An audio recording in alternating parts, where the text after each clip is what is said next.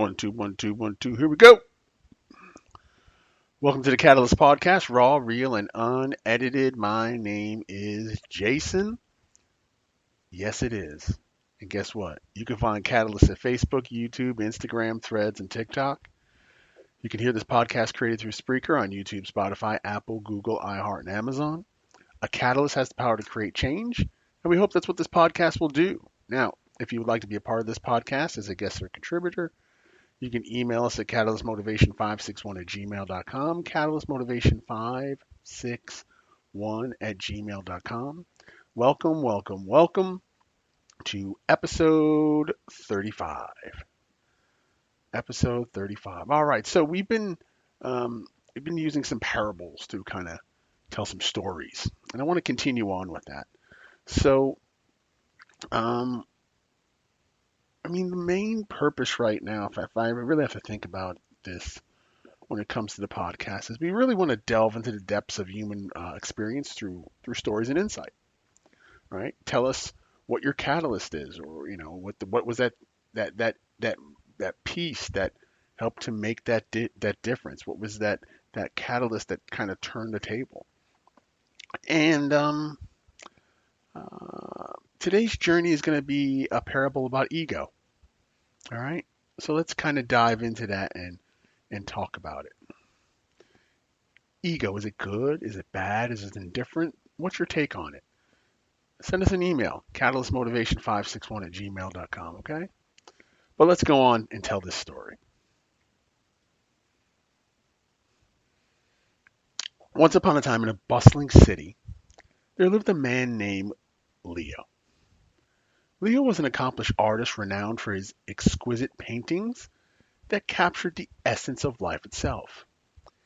He painted not for fame or fortune, but for the sheer joy of creation. Yet as his fame grew, so did something else, his ego. Leo's ego whispered sweet praises into his ear, convincing him that he was the greatest artist of all time.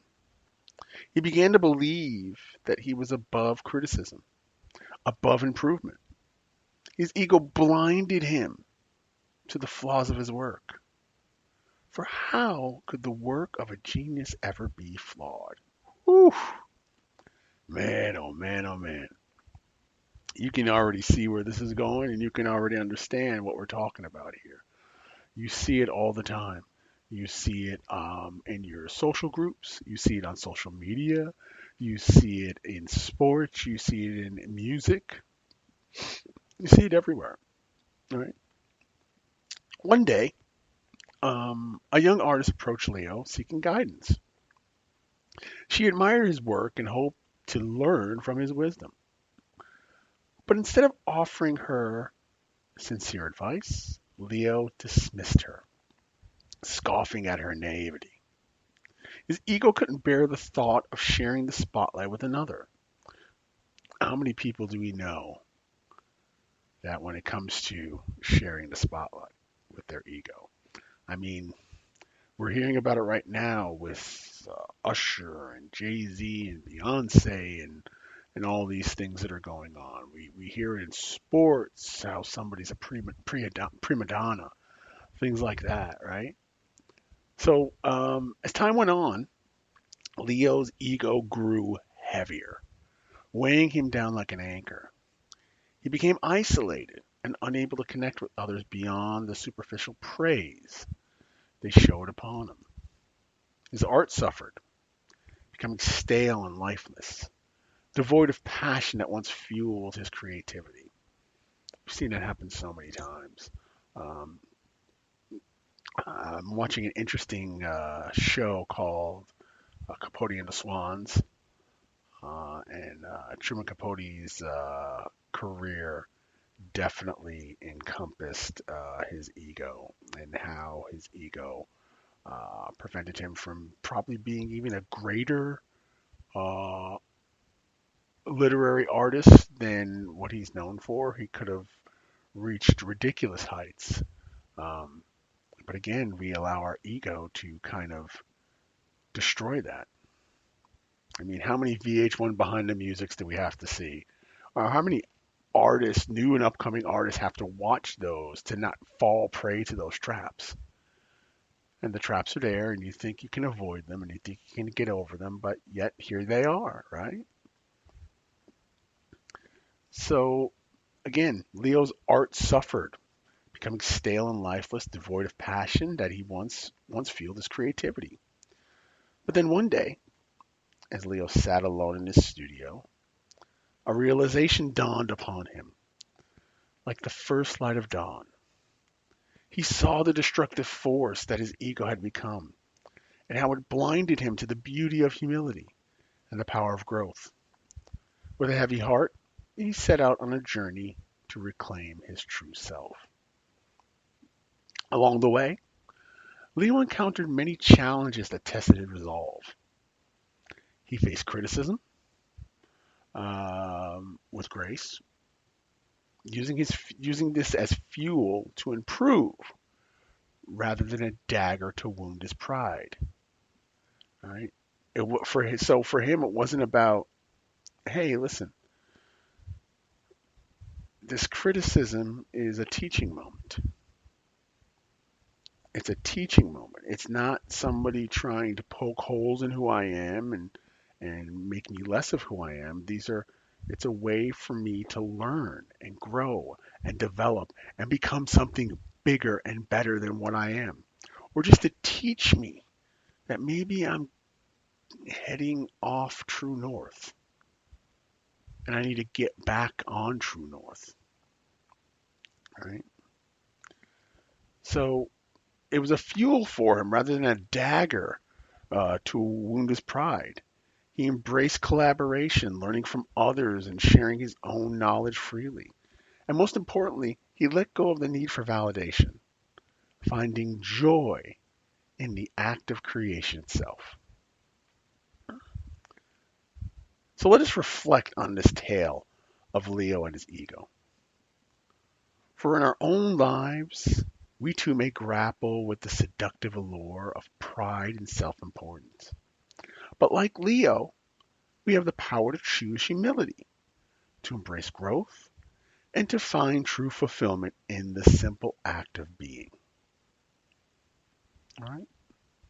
So I'd like to leave you with this simple exercise. Okay? Take a moment to reflect on a recent experience where your ego may have hindered your growth or connection with others. What lessons can you glean from that experience? And how might you approach similar situations differently in the future? Hmm? So think of a time when that ego of yours may have prevented you from growing or connecting with others. What lessons did you get from it? Sorry about that. A lot of people thought. Now, we have to. I want to take a step away for a minute because a lot of times when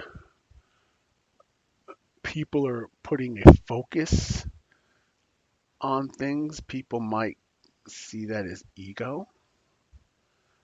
But a lot of times, like especially like in my example, um, I became unbelievably selfish. And I came selfish for a reason because I was trying to heal my body, mind, and spirit. Was that necessarily ego? No. It was about doing what was best for me and taking out the things that I didn't need in my life nor wanted in my life and focusing on what I want to build on. So we really need to make sure we're defining ego correctly, right? Because your passion and desire and laser focus can sometimes be perceived as ego when it really, really isn't. It's about you wanting to be the best you can be and focusing on the things that you need to focus on. And sometimes people will take it in the wrong way, and you know, we just have to be aware of that and prepare for it. And sometimes we need a wake up call because maybe that focus can turn into obsession of oneself and ego. Um, for me, it was really important that I recognize that.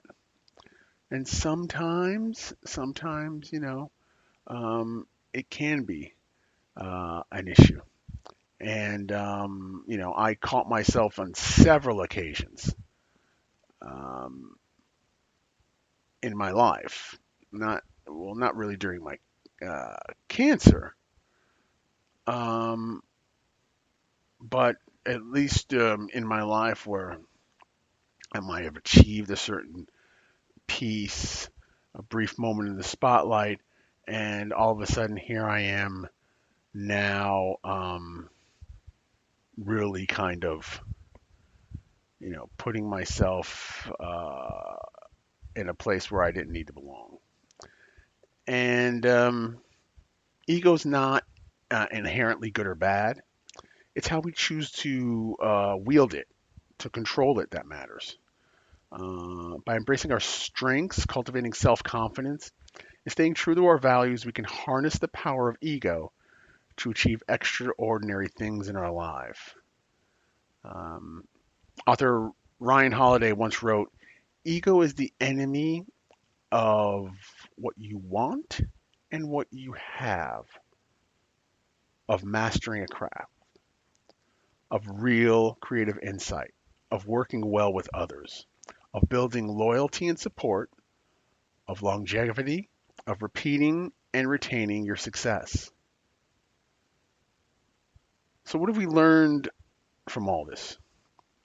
It's clear that ego, when harnessed correctly, can be a powerful tool for achieving our goals and realizing our full potential. However, it's essential to strike balance between confidence and humility and avoid crossing the lines into arrogance. Steve Jobs, co-founder of Apple, was known for a strong sense of ego and vision. His relentless pursuit of perfection and his refusal to settle for mediocrity revolutionized the tech industry and forever changed the way we interact with technology. All right. Take Serena Williams, one of the greatest tennis players of all time. Her unwavering self-confidence and belief in her abilities have propelled her to being one of the all-time greats.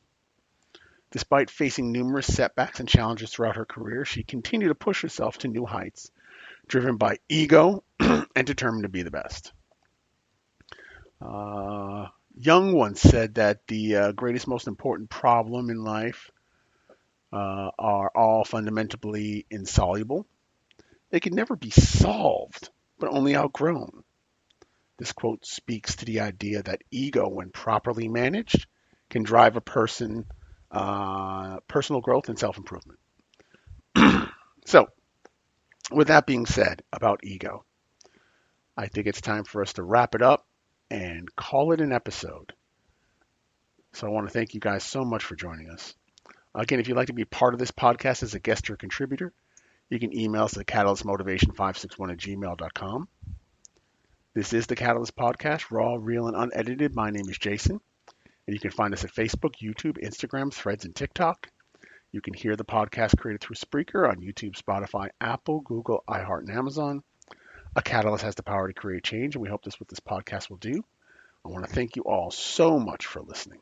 All three of you brighten up my days and make me happy all over. Thanks so much for listening to the Catalyst Podcast. Thank you for listening to episode 35. We'll see you on episode 36. Thank you so much. Go be great.